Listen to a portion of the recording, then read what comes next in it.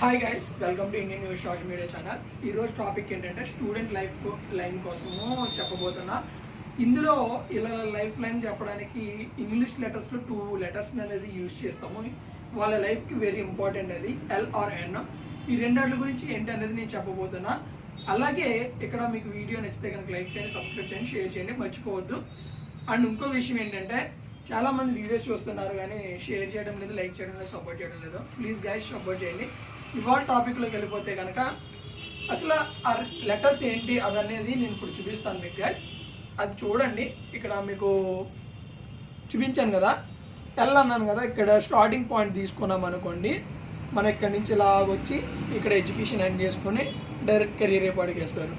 లేదు, ఎండ్ అవ్వలేదు, ఎండ్ అయిపోయింది, మనం అనుకున్న టైంకి దొరకలేదు అనుకోండి, మళ్ళీ డౌన్ అవుతాం, మళ్ళీ జాబ్ సెర్చింగ్, జాబ్లో జాయిన్ అవుతాం, జాబ్ నుంచి మళ్ళీ డైరెక్ట్ కెరియర్ వైపు అడుగులేస్తాం. ఓకే, మీరు ఇది చూసారు కదా, ఎన్ అనే దానికి సంబంధించి ఎన్ ఆర్ ఎల్. ఇప్పుడు దీన్ని నేను మీకు క్లియర్గా ఎక్స్ప్లెయిన్ చేస్తాను. ఒక స్టూడెంట్ లైఫ్లో ఎటువంటి ఇబ్బందులు, అప్ అండ్ డౌన్స్ అనేవి ఉంటాయి. అండ్ అప్ అండ్ డౌన్స్ని తట్టుకోకుండా ఎట్లా మిస్ప్రూట్ అవుతున్నారు, ఆ అప్ అండ్ డౌన్స్ వచ్చినప్పుడు కష్టపడితే ఎలా మన కెరియర్కి రీచ్ అవుతాం అనే దాని గురించి నేను వాళ్ళు చెప్పబోతున్నా. మీకు నచ్చితే కనుక ఖచ్చితంగా లైక్ చేయండి, సపోర్ట్ చేయండి గైస్. మీకు ఎంతో కొంత యూజ్ అవుతుందని చెప్పేసి నేను ఈ టాపిక్ చెప్తున్నాను. ఓకే, ఇప్పుడు మీకు ఇది ఫుల్ క్లారిటీతో మీకు ఎక్స్ప్లెయిన్ చేస్తాను. దీన్నే చూడండి, అబ్జర్వ్ చేయండి. ఓకే గైస్, మీరు ఇప్పుడు ఫస్ట్ స్టార్టింగ్ ఏంటంటే స్కూల్ లైఫ్ నుంచి స్టార్ట్ చేసుకొని మీరు మిడ్ పాయింట్, అంటే చాలామందికి ఎండ్లో ఒక మిడ్ పాయింట్ అనేది ఉంటుంది అనమాట. మీకు ఎలా మిడ్ పాయింట్ అంటున్నానంటే ఇది ఇంటర్మీడియట్ అండ్ 10th ఆ 2 చోట్ల మీకు ఒక మిడ్ పాయింట్ లాంటిది.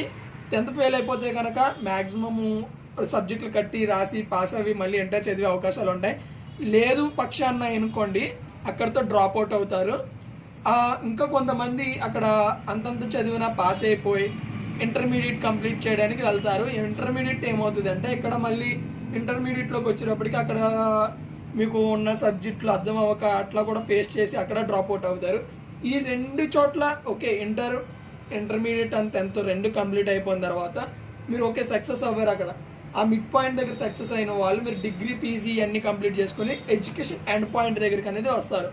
ఈ ఎండ్ పాయింట్ దగ్గరికి వచ్చిన వాళ్ళు క్యాంపస్ ఇంటర్వ్యూస్ కొన్ని వాటిలో ఉంటాయి. క్యాంపస్ ఇంటర్వ్యూస్లోని సెలెక్ట్ అవుతే కనుక డైరెక్ట్ కెరియర్ యాప్కి అడుగులు వేస్తారు. ఈ కెరియర్ యాప్కి అడుగులు వేసే వాళ్ళు ఏంటంటే కొంతమంది జాగ్రత్తగా ప్లాన్ చేసుకుంటే ఈ ఎడ్యుకేషన్ పాయింట్ దగ్గర నుంచే కష్టపడగానే డైరెక్ట్ కెరియర్ యాప్కి అడుగులు వేస్తారు.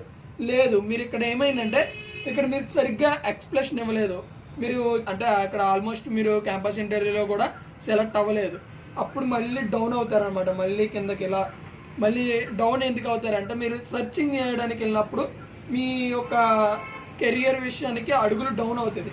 ఇట్లా డౌన్ అవునప్పుడు మిడ్ పాయింట్ మళ్ళీ ఇక్కడ ఏంటంటే మీరు చదివిన దాంట్లో రావట్లేదు, వేరే కోర్సెస్ చేస్తే వస్తున్నాయని చెప్పి ఇక్కడ కన్ఫ్యూజ్ చేసే వాళ్ళు ఎక్కువ ఉంటారనమాట. ఈ కన్ఫ్యూజ్ చేసే వాళ్ళని కూడా దాటుకుని మీరు జాబ్ పాయింట్ దగ్గరికి వెళ్తే జాబ్ అనేది దొరికిన తర్వాత మళ్ళీ ఇక్కడ నుంచి మళ్ళీ కెరీర్ వైపుకి అడుగులేస్తారు. ఇక్కడ కెరీర్ వైపుకి అడుగులేసినప్పుడు మళ్ళీ మిమ్మల్ని కన్ఫ్యూజ్ చేసే వాళ్ళు వస్తారు. ఏంటంటే మీరు జాబ్ ఎందుకు రా, ఇది చేసుకో, బిజినెస్ చేసుకో, ఇన్వెస్ట్మెంట్ చేసుకో, అది చేసుకో, ఇది చేసుకో అని చెప్తూ ఉంటారు. అక్కడ కూడా మీరు ఏంటంటే అధిగమించి ఇంకా ఎదరికెళ్తే మీ కెరీర్ అనేది సెట్ అవుతుంది. ఇప్పుడు మీరు చూసారు కదా, ఇది ఫుల్గా మీకు ఎక్స్ప్లెయిన్ చేశాను కదా. ఇప్పుడు నేను ఒకటి చెప్తాను ఏనండి, ఈ ఎన్ లెటర్లో అనే దాని మ్యాటర్ మీకు చెప్పినప్పుడు కూడా మీకు ఫుల్ ఇన్ఫర్మేషన్ ప్రకారం నేను చెప్తా. ప్రతి ఒక్కరు స్టూడెంట్ కూడా స్కూల్ నుంచి స్టార్ట్ చేసి ఎక్కడ కష్టపడి అందంగా ఎన్ని డబ్బులు ఖర్చు పెట్టి చదివినా, ఓకేనా, ఎంతెంత డబ్బులు ఖర్చు పెట్టి చదివినా ఉపయోగం ఎక్కడ ఉపయోగపడుతుంది అంటే మీ ఎడ్యుకేషన్ అయిన తర్వాత జాబ్స్లోకి వెళ్ళేటప్పుడు అక్కడ మీ యొక్క జాబ్ ప్రెషర్ ఎట్లా ఉన్నా కూడా తట్టుకొని అధిగమించి చెయ్యాలి. ఎందుకంటే నేను ఎందుకు చెప్తున్నానంటే నేను ఇప్పుడు వచ్చి 6 జాబ్స్ చేశాను. నేను ప్రతి జాబ్లోనే నేను పడ్డ కష్టం నాకు తెలుసు. స్కూల్లో ఉన్నట్టు ఉండదు, మనకి బెంచ్ల మీద కూర్చోబెట్టి రాసి చెప్పే రకాలు కాదు. అయినా మనం చదివిన చదువులకి అక్కడ ఉండే జాబ్స్కి చాలా డిఫరెంట్ ఉంటుంది. అండ్ ఇంకో విషయం ఏంటంటే ఇక్కడ చాలామంది తెలియని ఇంకో విషయం చెప్తున్నాను. మన స్కూల్స్ టైంలో ఇంటర్ బ్రేక్స్ ఉన్నట్టు లేదా లంచ్ బ్రేక్స్ ఉన్నట్టు ఎవ్వరెవరండి. ఓన్లీ లంచ్ బ్రేక్ ఉంటుంది, ఆ లంచ్ టైంలో లంచ్ చేసేస్తాము. అలాగని చెప్పి మన స్కూల్స్ కాలేజెస్లో ఉన్న టైమ్స్ ప్రకారంగా లంచ్ బ్రేక్స్ ఉండవు. ఆ టైంలో మనకి లంచ్ బ్రేక్ వచ్చే టైంకి వర్క్ ఉంటే కనుక వర్క్ కంప్లీట్ చేసి మనం మూవ్ చేయాల్సి ఉంటుంది. లేదు అంటే ఆ రోజు నీకు పస్తులు ఉన్నట్టే. అండ్ ఇంకో విషయం, చాలామంది మన చదివిన చదువుకి ఇంకా రెస్ట్ అంటే కూర్చుని జాబ్ చేసేది ఉంటే బాగుంటుంది కదా అని ఉంటుంది. నిజం చెప్తున్నా, నేను ఇప్పుడు ఒక జాబ్ చేస్తున్నా. ఆ జాబ్ ఏంటంటే పర్టికులర్గా కూర్చుని చేయాలి, అంటే ఒక రూపాయి స్టేయింగ్ అప్పుడప్పుడు వర్క్ ఉంటుంది. 24/7 నేను అందులో కూర్చుని చేయడం వల్ల నాకేంటంటే నా మీద నాకే ఎత్తుబడి వస్తుంది. ఎందుకంటే ఇంత నా లైఫ్ ఇలా కూర్చుని చేయడానికేనా అనే ఫీలింగ్ అనేది నాకు వచ్చేసింది. ఎందుకంటే మనం కష్టపడి చేయకపోతే మన బాడీ అనేది సహకరించకపోతే రేపు పొద్దున్న మనం ఏ పని చేయలేం. 2 years నుంచి ఒకే చైర్లో అలా కూర్చొని వర్క్ చేస్తున్నా, అట్లా ఉంటుంది. మనం ఒక నీడ ఉండాలి, అన్నీ ఉండాలి అని చెప్పేసి మనం ఓన్లీ ఏసీలకి వీటికి పరిమితం అయిపోవడము, ఏదైనా వైరస్ వచ్చినప్పుడు అటాక్లు అవ్వడము ఇట్లాంటివి జరుగుతున్నాయి. కాబట్టి చాలామంది గుర్తుపెట్టుకోవాల్సిన విషయం ఏంటంటే అందరూ ఫస్ట్నే ఇక్కడ ఎడ్యుకేషన్ అవగానే ఇంటర్వ్యూస్ రాగానే వెళ్తున్నారు, ట్రైనింగ్ పీరియడ్లో భయపడి వెనక్కి వస్తున్నారు. ఆ భయపడకుండా మీరు ఎదుర్కొంటేనే మీ కెరియర్ అనేది మీ కళ్ళ ముందు కనిపిస్తుంది. ఈరోజు మనకి ఎకరాల ఆస్తులు ఉన్నాయి, బోల్డ్లు ఉన్నాయి అని చూసుకుంటున్న వాళ్ళందరికీ కూడా నేను ఒకటే మాట చెప్తున్నా, తింటా కూర్చుంటే అంటే కూర్చుని తింటే ఏదే కొండలైనా కరగవు అంటారు కదా, ఆ విధంగా ఏదైనా కరగకుండా ఉండవు. అండ్ ఇక్కడ ఇంకో విషయం చెప్తున్నా, ఇవాళ ఈ టాపిక్లో చెప్తున్నా. నా చిన్నప్పుడు ఒకసారి నాకు అంటే ఒకసారి మాకు ఒక స్కూల్లో నేను అంటే మా ఇంగ్లీష్ మీడియం నుంచి బోర్డు స్కూల్కి అంటే గవర్నమెంట్ స్కూల్కి వచ్చిన తర్వాత నేను ఒకసారి నాకు చెప్పిన కథ ఇది. అంటే నాకు ఒకరికే కాదు, నా బ్యాచ్ అందరికి కూడా. అలా గుర్తుందో లేదో నాకు తెలియదు, కానీ నాకైతే ఫుల్ గుర్తుంది.